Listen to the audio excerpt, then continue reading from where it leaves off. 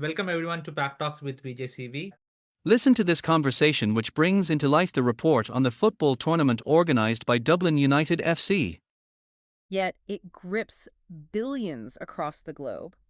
The sheer joy, of a perfect strike, the agony of a last-minute defeat.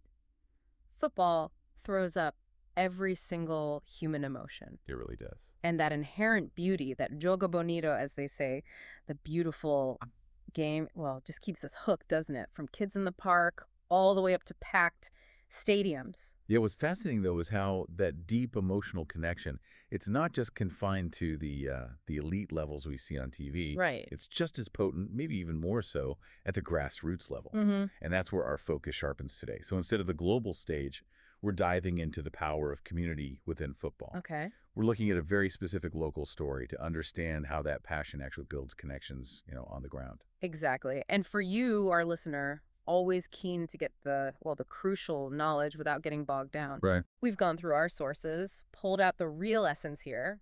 No overwhelming details, just a really compelling look at how community spirit thrives through sport. Yeah.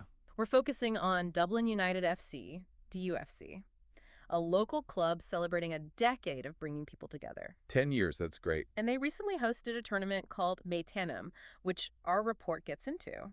Right, and our mission for this deep dive is pretty straightforward. Yeah. It's to really understand how a local football club like DUFC actively cultivates community. How we actually do it. Exactly. We're using this Maitanam tournament as a brilliant, real-world example to explore that vital link between local sport and, well, social connection. Okay, let's get into this idea of community football then. The report we looked at, it touches on the fundamental role community plays, in keeping society ticking over. Yeah, those networks. Those networks and shared interests that bind people together. What's particularly interesting, I think, is how football at that community level acts as this incredible social connector. Right. The report rightly points out that it creates a kind of level playing field. Suddenly, those everyday social and economic distinctions, the things that can sometimes divide us, they just start to fade away. Right. Out on the pitch, it's the shared love of the game, the simple pleasure of playing together that becomes the focus. It's a powerful equalizer, really. Absolutely. The report highlights how it becomes a fantastic stress reliever too, a chance to let loose, enjoy some friendly banter, maybe a bit of lighthearted teasing. Yep, the laughs. And plenty of good laughs. It's that informal, welcoming atmosphere that seems just so crucial. Totally. And that leads us perfectly to Dublin United FC, which the report describes as a miniature community-level grassroots club, but one with a really interesting story behind it. Wouldn't you agree? Oh, I would. DUFC's beginnings are quite telling, actually. It essentially grew out of a desire for people who had moved to Ireland from India, Okay. often for studies or work, to find common ground, some connection through their shared passion for football. So like a familiar touchstone in a new place. It's exactly that. And it's amazing how much they've grown in just 10 years. The report mentions over 120 players now, Wow. representing 10 different states across India. That really speaks volumes about the club's ability to bring people together, doesn't it? It really does. And their motto, fun, fitness, football, it sums up their core values perfectly. It does. And the Maitanam tournament, with its fun bringing together communities edition tagline, that was just a natural extension of that whole ethos and their decade-long celebrations, wasn't it? Yeah, definitely. The central aim was clearly to invite other teams to Dublin on April 12th, creating this space where different communities could interact, forge connections. Through football. Through the simple joy of playing football. The emphasis on fun right from the outset is key, I think. And what a wonderfully diverse mix of teams took part. You'd expect strong representation from various Indian states, obviously, given DUFC's roots. We saw Sujan Boys FC from West Bengal, a couple of teams representing Maharashtra Manal, Ireland, and DUFC Maharashtra Amigas FC from Goa, and DUFC Kerala. Right. But it wasn't solely teams with Indian connections, was it? Not at all. And that's where it gets really interesting. We had Real Social Dads, Still Oregon. Okay, the local Irish community? Exactly, bringing in that local Irish element. And a Galeão FC, representing the African community. Oh, and? And, of course, the UFC's own academy team also participated. Yeah. So it made for a really rich, varied lineup of 8 teams. That's great. What struck me was the deliberate effort to broaden the participation. beyond just their immediate network. Yeah, that shows real intent. Now let's talk about the name of these tournaments. Maitanam. The report explains it's a Hindi word meaning playing ground. Simple enough. Right. But there's also a really interesting link to FIFA's grassroots initiatives, isn't there? There is indeed. FIFA has a grassroots development program that actually goes by the same name, Maitanam. And the report highlights a crucial aspect of that name. It strongly reinforces this idea of a level playing field, which, takes us right back to our earlier point. About breaking down barriers. Exactly. How community football does that. It's about the fundamental love of the game, irrespective of your background, where you come from. Yeah. It's quite a statement for a local club to adopt that kind of resonance. And it certainly seems like that inclusive spirit really resonated on the day. The turnout for the tournament was fantastic, wasn't it? It really was.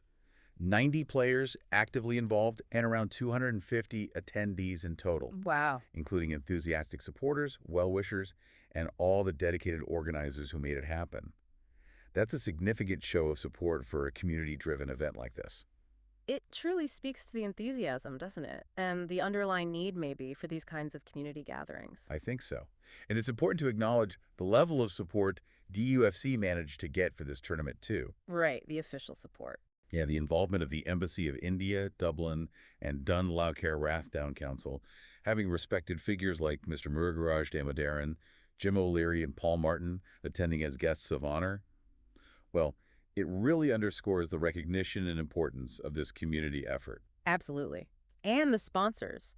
The report lists such a diverse range of businesses and organizations that stepped up, from local gems like Lar Cafe and Monsoon Restaurant to, well-known brands like Pure the Idly Dosa Batter People and Avonmore Protein Milk. Yeah, quite a mix. And even community-focused groups like Greater Coaching Club and Indians in Ireland, plus tech companies like MyTaxMate.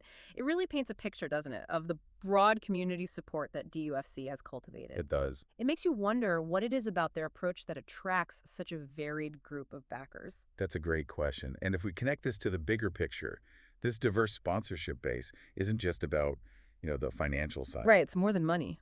It's a really tangible sign of the club's deep roots within the wider community. It suggests that various entities, big and small, see genuine value in aligning themselves with what DUFC is doing. Maybe reaching specific demographics, maybe supporting a positive community initiative, or perhaps just recognizing the social impact of the club. And you mentioned their ongoing partnerships, too. Yeah, let's not forget their ongoing associations with Eram Holdings, Zoco, EdHawk Consultancy, JobHawk, CarHawk, and Pure. Again, it demonstrates that sustained support over time. Okay, so let's get into the tournament action itself. The format, with both a Plate Cup and an Elite Cup, sounds like it was designed to give every team a genuine shot at success. Yeah, equal opportunity. Let's start with the Plate Cup. In the semifinals, Galileo FC apparently put up a real fight against Real Social Dads Still Oregon. A tough fight, the report said. Right, but the Dads managed to secure their place in the final. And the other Plate Cup semifinal was apparently a real nail-biter. A direct clash between the two Maharashtra teams, DUFC Maharashtra and Maharashtra Mandal Ireland. Ah, okay, a derby of sorts. You could say that. It ended in a 2-2 draw after what was described as a seesaw battle, really highlighting the back-and-forth nature of the game. Wow. Then it all came down to the nerve-wracking penalty shootout, which Maharashtra Mandal Ireland ultimately won. Phew. That set up a Plate Cup final between Real Social Dads Still Oregon and Maharashtra Mandal Ireland. The report paints a picture of a really hard-fought match, goalless at halftime. Tense. Then early in the second half, RSD took the lead with what was called an amazing goal, only for MMI to respond swiftly, equalizing just 2 minutes later with a precise shot. Sounds like the tension was palpable. Absolutely, and like you said, it all came down to penalties again, and it was incredibly tight. How tight? Well, the initial 5 penalties for each team couldn't separate them. It went to sudden death. Oh, wow. It wasn't until the 7th penalty that Real Social Dad Still Oregon finally clinched the victory. 7th penalty. Close. Incredibly close. The report notes that Maharashtra Mandal Ireland were unfortunate not to be the winners on the day, really emphasizing just how closely contested it was. Yeah. It speaks to the competitive spirit, doesn't it, even within this community-focused event. Definitely. Okay, moving on to the Elite Cup. The semifinals also delivered some really exciting encounters, it seems. Amigos Goa faced off against DUFC Perla in what was described as an intense box-to-box game. Sounds like it was very evenly matched. It does. And Amigos FC ultimately won by just a solitary goal. It's just one goal. Every possession must have felt crucial in a game like that. Indeed. And the other Elite Cup semifinal saw DUFC Academy take on Sujan Boys FC. Now, the report mentions that Sujan Boys FC, drawing on their greater experience, Right, the older heads, managed to keep the younger academy team relatively quiet for a good chunk of the game. However, the DUFC Academy ultimately found their rhythm, managed to bring their ace game, as the report puts it, and secured their spot in what promised to be a thrilling final. Shows resilience from the younger players. which set the stage for a really mouth-watering Elite Cup final. Amigos FC against Dublin United FC Academy. The report uses some very descriptive language: intense, quick, skillful, tactical, and action-packed. Sounds like a cracker.